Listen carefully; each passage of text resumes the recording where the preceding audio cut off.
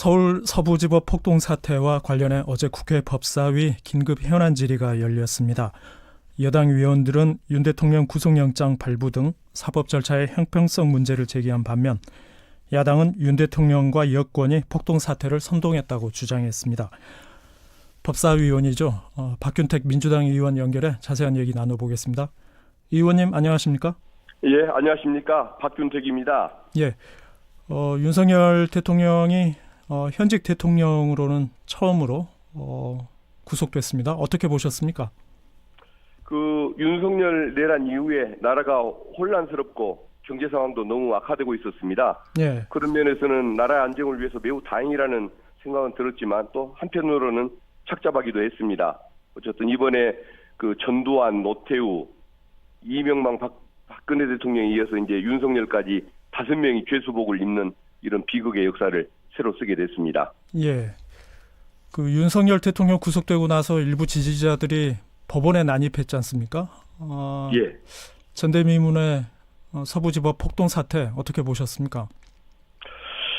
이걸 참 어떻게 표현해야 할지를 잘 모르겠는데 그 정말 폭도들이 집단적으로 법원을 침입하고 파괴했고 그 과정에서 경찰과 법원 공무원이 많이 다쳤지 않습니까? 네. 결코 있어서는 안 되는 또 있을 수 없는 사태가 발생한 것인데 그 윤석열의 그 내란으로 이거 입법부가 침탈을 당했고 이제는 그 잔당들이 그 폭도들에 의해서 이제 사법부가 당하는 이런 상황이 발생했는데 내란은 여전히 진행 중이다라는 그런 심각성을 느낄 수가 있었습니다. 예. 헌법기관을 지금 폭력으로 점거했었기 때문에 엄중한 처벌이 불가피할 것 같은데요. 처벌 수위는 어떻게 예상하십니까? 뭐 특수공무집행 방해 뭐 등등 여러 가지 한 5가지 정도의 뭐 죄에 해당할 것 같고 또 심지어는 내란죄까지 적용해야 한다는 견해가 있는데 제가 보기에는 특수공무집행 방해 7단죄만으로도 3년 이상 30년 이하의 유기징역에 처할 수가 있게 돼 있습니다. 네. 근데 아마 그 뭐 경찰, 검찰, 법원 다 심각하게 느끼는 사안이기 때문에 상당수가 좀 무거운 실형을 받는 엄중한 처벌이 이루어질 걸로 그렇게 기대하고 있고 이제 더 중요한 것은 폭동 가담자뿐만 아니라 이들을 뒤에서 충동질하고 배후 조종한 세력들 이걸 색출해서 엄단하는 것이 꼭 필요하다는 그런 생각을 가지고 있습니다. 예.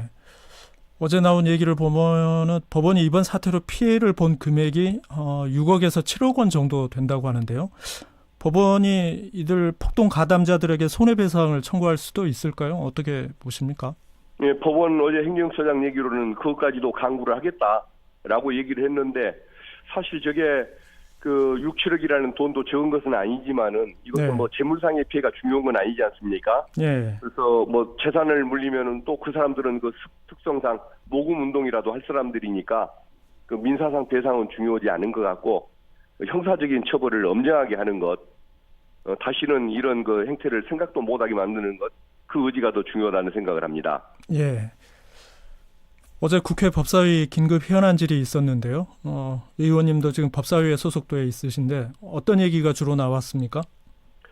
그 야당 의원들은 이런 그 심각한 폭동 사건에 대해서 심각성 또 중대성을 지적하고 또 그 배후 세력에 대한 처벌을 촉구를 했는데 여당 의원들은 무슨 공수처가 원인을 제공했다, 경찰이 뭐 대응을 제대로 못했다는 이런 얘기를 하면서 겉으로는 문제를 지적하는 듯 하지만 내용으로 보면은 구구 폭도 세력들을 오히려 비호하는 듯한 이런 느낌을 줘서 상당히 좀 후한무치하다는 이런 생각을 들게 한 것 같습니다. 네. 제가 어제 그 국회 인터넷 생중계를 보니까 박 의원께서도 이번 폭동 사태 배후에 윤 대통령의 변호인이나 국민의힘 일부 의원들이 있다. 이분들이 폭력을 선동하거나 조장했다. 이런 주장을 하시던데요. 그걸 이제 밝혀내려면은 폭동을 선동했거나 조장했다는 증거를 찾아야 할 텐데 어떻게 보십니까?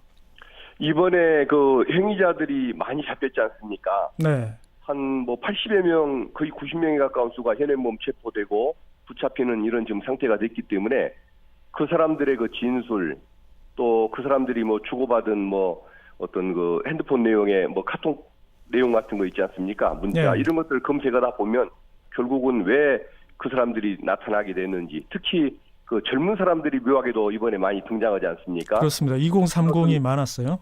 예. 그게 아마 유튜버들의 문제도 있고 사이비 종교인들의 문제도 있고 여러 가지 뭔가 그 근본적으로 일시적인 현상이긴 하지만 근본적으로 뭔가 뒤에서 영향을 미친 세력이 있다는 걸 뜻하는 것인데 그 어떤 조사를 통해서 저는 뒤에서 배후 조종한 사람들 실체를 밝힐 수가 있을 거라고 기대를 하고 있습니다. 그러면 그 폭동을 선동하거나 조장한 사람들에게는 어떤 혐의를 적용할 수 있습니까? 죄목을? 이제 행위자들이 폭동을 실행했던 그 무지한 폭도들이 3년 이상의 그 특수공무집행 방해, 치상죄 등으로 처벌을 받게 될 것이기 때문에 예. 이것을 뒤에서 배후 조종한 사람들도 그 죄의 교사죄로 같은 형량들을 저는 그 이상의 형을 선고받는 그런 상황이 될 거라고 기대하고 있습니다. 예. 그리고 이제 그 윤상현 의원이라든가 이런 그 뒤에서 그 폭동을 그 조장했던 사람들은 형사처벌도 가능한 것이지만은 그 국회 그 윤리위원회에 지금 제소가 된 상태이기 때문에 예. 나중에 제명 조치 같은 다시는 정치를 못하게 하는 이런 조치들도 같이 따라야 한다고 생각을 합니다. 예. 어제 또 질의하신 내용 하나 또 짚어보겠습니다. 지금 윤석열 대통령에 대한 체포 저지한 혐의를 받고 있는 김성훈 경호처 차장, 경찰이 구속영장을 신청했는데 검찰이 영장을 불청구했어요.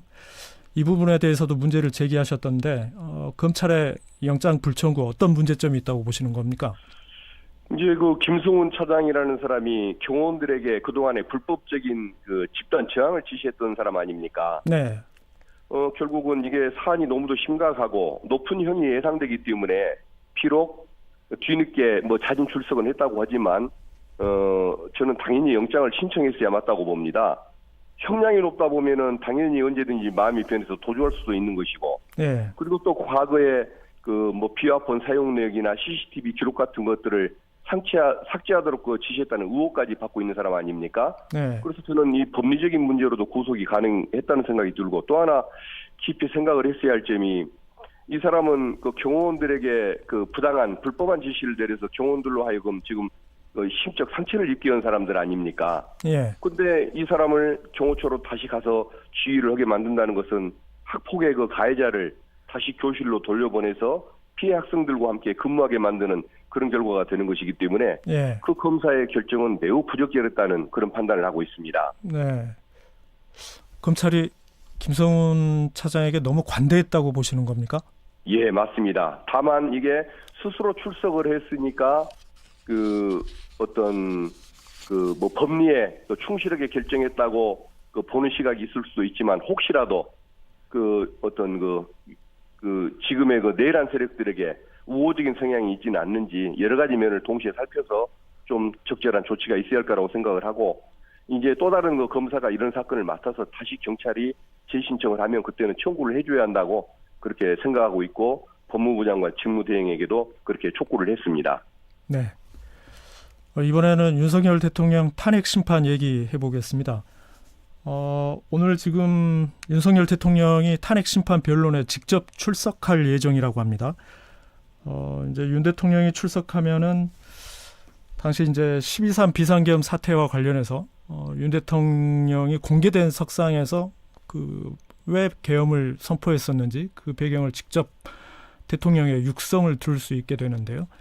대통령이 이렇게 직접 출석을 결정한 배경 뭐라고 보십니까?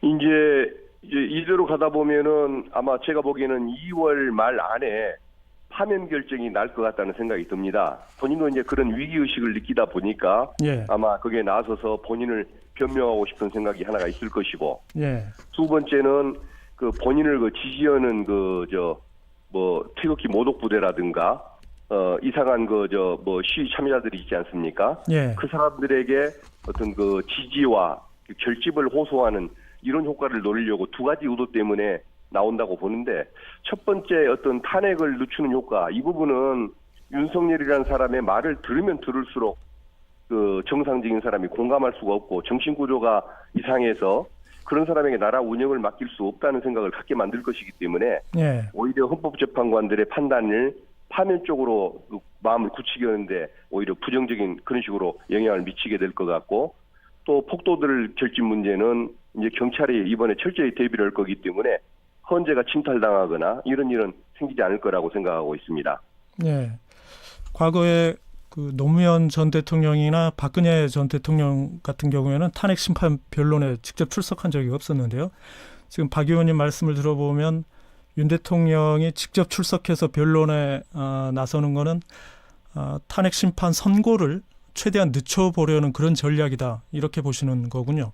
예, 그것도 있다고 봅니다. 한기를 늦추는 효과가 있지 않겠습니까? 증인신문이 늦어지는 문제도 있게 될 것이고요. 예. 그리고 이제 그 형사사건도 보면은 계속 그 법원이 그 인용을 안 하는데도 불구하고 계속 절차를 반복하지 않습니까? 네. 이런 걸 보면은 그 무속인 그 천공의 얘기처럼 100일을 버티면 뭐 곤자에 복귀할 수 있다는 그런 헛된 믿음을 가지고 모든 것을 기일을 늦추는데 목표를 두고 있는 것 아닌가, 그 생각이 제 생각은 그렇습니다. 예. 이번에 윤 대통령에 대한 공수처 수사 얘기해 보겠습니다.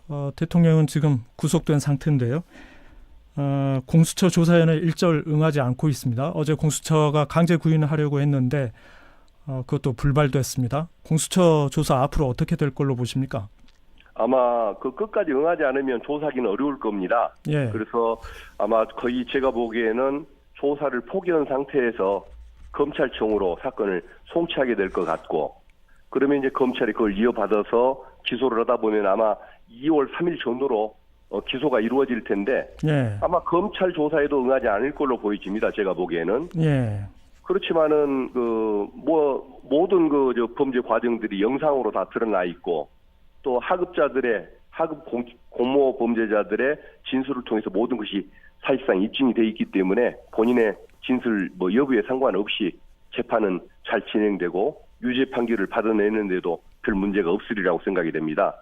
그리고 이제 윤석열 입장에서는 관할권을 문제를 가지고 계속 시비를 걸고 있지만은, 그것은 서부지법이든 중앙지법이든 어떤 법관들이 수회에 걸쳐서 적법성을 확인을 했기 때문에 그것도 국민들께서 너무 걱정하실 필요는 없는 부분이라고 생각합니다. 네. 윤 대통령이 구속 적부심을 청구할 가능성은 어떻게 보세요?